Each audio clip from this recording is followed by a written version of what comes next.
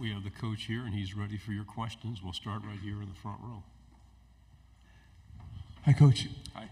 AP Stedham, AP and Kelly, as we see at syndicated radio. Coach, you're trying to move the program forward this year. What are some things you need to do, let's say offensively, defensively, special teams, to get those W's in the conference? We got to play better football. Let's start there. No, I mean, I think we've made a lot of changes internally, starting with, the change in strength coach, which has better positioned us to take some ground physically, and to look like the rest of our league. That's really exciting. Our players draw confidence from that too. And so they can sense a difference, and there's a different synergy in our building because of the work they're putting in and the results they're seeing that way. As far as, what we need to do, offense, defense, special teams, I think we performed in our special teams unit at a high level, that we positioned ourselves well in that way. Offensively and defensively, it's about playing more complementary. And offensively, we had a run of turnovers in the middle of our season in a 3-game stretch, starting with UNLV. We turned the ball over 10 times. 4 of those went back for touchdowns. I think another 3 set up possession inside the 15. And so that's not going to be a formula for us to be successful. So offensively protecting the ball, establishing a run game. Again, we went from 19th in the country in 2022 to 97th, I think, in 23 in time of possession. That's not a recipe for success. So reclaiming that ground in the run game, and then obviously finishing with touchdowns in the red zone be important. Defensively, it's eliminating explosive plays. We gave up too many of those a year ago. And in our third down performance, we got to get the ball back to our offense. Thought we did a decent job attacking the ball last year and generating some turnovers. That's always going to be a focus for an elite defense, and so that's something we want to do well also. Right side, second row. Jesse Doherty from the Washington Post. Clark, in the NIL era, when you get a verbal commitment from a high schooler, how much do you have to keep recruiting that player because of how much is going on? And is it really different from maybe 4 or 5 years ago before the NIL era began? I don't know that. I don't know that the NIL era has changed the nature of verbal commitments. I think we've been experiencing this for some time now, where you want to shepherd those relationships all the way to the finish line.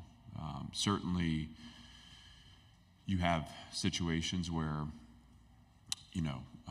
someone may get offered a better deal or a better package. I think you got to pay attention to those things. But we've been on high alert in the recruiting space for probably close to a decade, if not more. And so I think we just take the same approach with just a little more awareness of what has become legal, and that's again the transaction that's involved in recruiting now.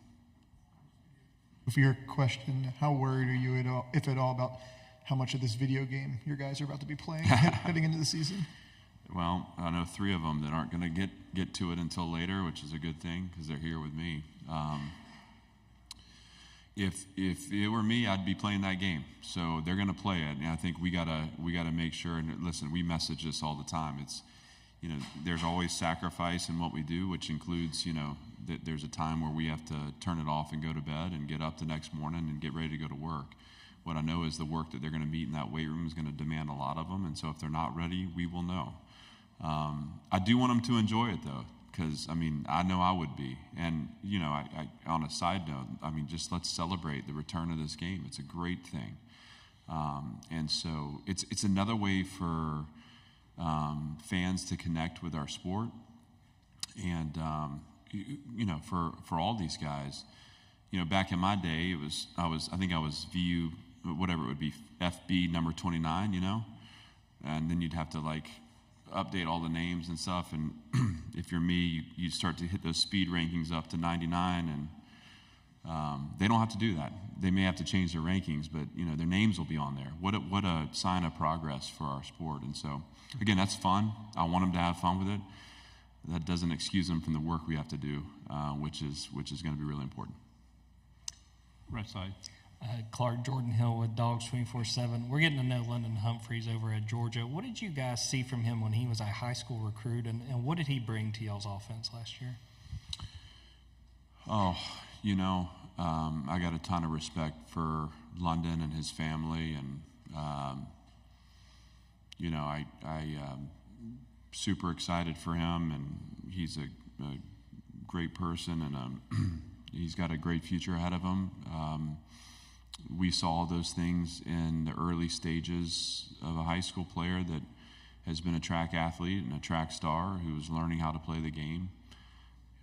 I felt like he developed well for us through the fall and had success, and had enough success that he chose to go somewhere else. But, we wish him well, but that's as far as I'll comment on that. Thanks. Left side on the aisle, please. Tyler Shaw with KBTX in College Station. Clark, the past couple seasons, you've gone in saying that your goal was to get to competing for championships. Do you feel like that is still attainable? And how critical do you feel like this year is for the future of Vanderbilt? I think I'm misunderstood a lot because I don't think it's always contextualized in the way that I see it. This is a journey, and everything that we experience, I believe, is meant for us. And that doesn't mean that, there aren't days where you feel a million miles away from the finish line. That's life, and that's building anything. And I think everyone relates to that, and everyone experiences that. The point for me is that our North Star, our aiming point is winning.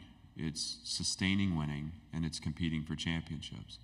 So that everything we meet now only defines us as we are and not as we will be, will actually be defined by the choices we make through our experience.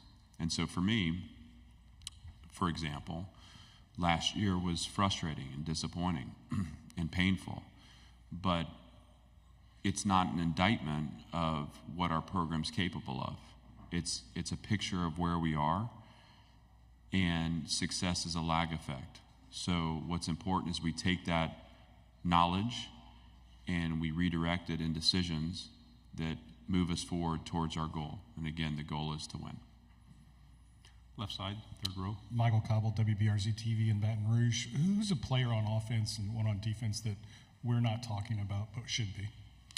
Well, I don't answer these questions well because I would end up talking about 20 guys. I think we have a group of guys that are working really hard to improve our program, and I think with the addition of the transfers, you've added competition, and with competition, as the saying goes, iron sharpens iron. So you're seeing players that are returning that maybe haven't yet had the careers that they set out to have.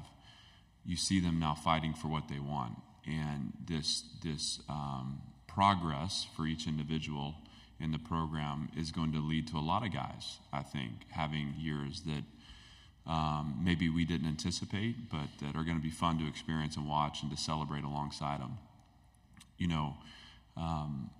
There's two ways to improve the players on the field. One is you develop, the other is you acquire, and we've done both. And so I'm excited to give room for the guys that return that maybe haven't had that impact yet to have a breakout season. And I'm excited for the guys that we added that wanted to come and be a part of our build and be a part of our program and compete in the SEC, to take that stage and to optimize it and to have fun, playing football at the highest possible level. Front row, on the left. Coach, what attracted you to Nate Johnson, and what are his chances this season to contribute heavily? Well, Nate is a quarterback that has tons of physical gifts. He's got documented speed.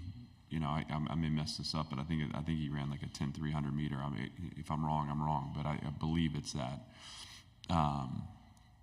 He is he's smart. He's got arm talent, and I've seen him perform in big stages at a high level.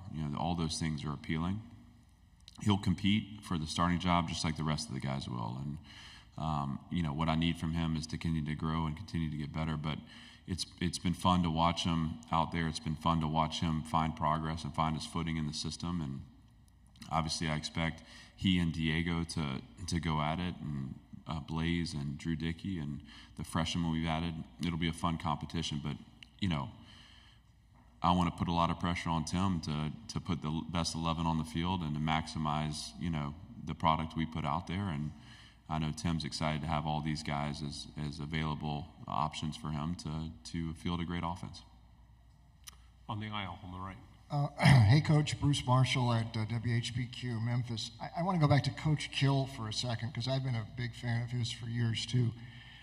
But I swore after last season he was retired for good, and then it seemed like he was. And then I hear that he, lined up with you, and I thought, wow, what a hire. I mean, how did you have to convince him out of being retired, or how did that all come about? Well, I have a ton of respect for Jerry also, and I think as a young coach, I followed his career, and I kind of aspired to do some of the things that he's done, to build programs in places where it has been challenging. And I've gotten to know him a little bit in passing, but always paid attention to what he was doing. When I interviewed Tim Beck and made the decision to hire him as offensive coordinator, I knew it was a possibility that Coach Kill was going to retire from being a head coach. And obviously, like any competitor, and any good recruiter, I wanted to position myself to sell Nashville. And it just so happens he's got a granddaughter that lives nearby, which is a great in. And he's a good family man, and he wanted to be able to spend time around his granddaughter. And I think also Coach Kill and I connect in so many ways. Philosophically, in our approach, I like to give him a hard time because he's a little bit older than me, but there's just, I think, a mutual respect. And also, I come at him with the approach of, like, I need you to come help me.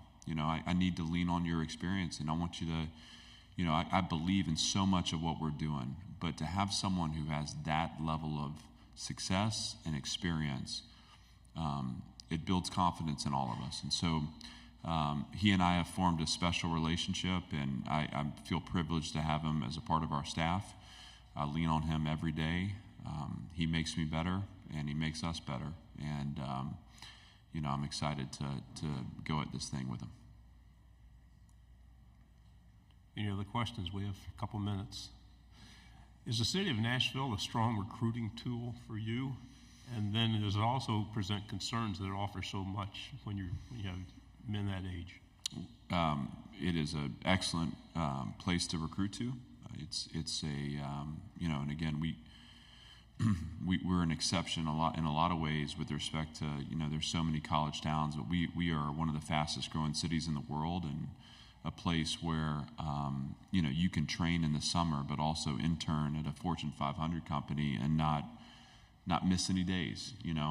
So I think that's a great advantage. There's also in the NIL era so many resources that surround us that can support our efforts. As far as the distractions that exist, as we were talking earlier about the game, those distractions are everywhere. And so we recruit to the city in all the ways that will support a great experience. We don't recruit to Broadway, and I'm not interested in having guys down on the honky tonk. But I'll also say to you that one of the great traps of becoming a pro is you get this influx of resources in a city with a lot of attention. And so we can learn now in Nashville how to build discipline around your process and how to not get distracted. And those lessons will carry over for our guys when they become pros. Two final questions on the aisle here and then over there. Just what have you seen from the progress of the stadium, and then how much you're looking forward to that being completed? What's kind of the overall atmosphere going to be like with a finally complete stadium to play? Yeah. I'm really glad to not have a scoreboard hanging by cranes. I can start there. I was saying earlier, my view got measurably better when they knocked down the south end, and it's getting measurably worse every day they make progress on that south end. you know, it's exciting because it's change, and we've been desperate for change at Vanderbilt. It's going to improve our game day environment, but it's only the first step. You know, this is not the solution to our progress and to building the program that we want to build. This is the first step, and an important one, and one that sends a signal.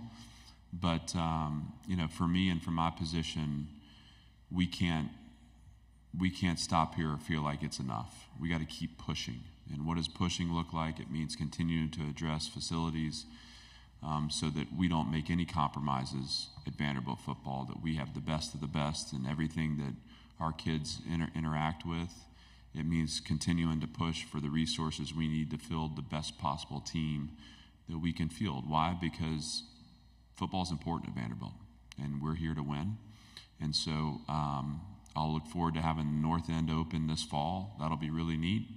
I'll look forward to the south end opening for next season. And I'll look forward to all the things that come after this as we continue to build this program that signal the advancement and signal the desire to compete at the highest possible level. Final question. Hey, Coach, Bruce from Memphis again. Real quick, just piggybacking on his stadium question, and just curious for me, that's an incredibly valuable piece of real estate that stadium sits on, you know, with all that's going on in Nashville around there. Was there ever any discussion about doing what Pittsburgh did, moving into Heinz Field like they did with the Steelers?